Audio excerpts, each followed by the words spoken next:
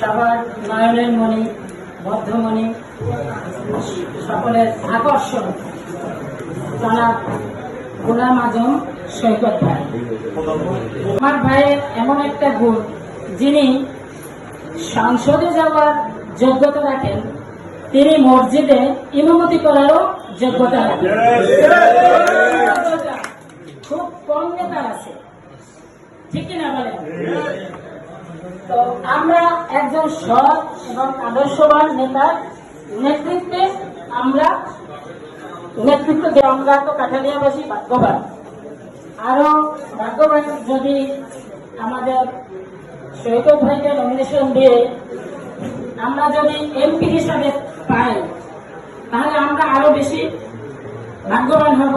আমাদের কাঠালিয়া উন্নয়নের জোয়ারে ভাসবে। আর এই কথা বলেই আমি আমার বক্তব্য শেষ করছি। আল্লাহ হাফেজ।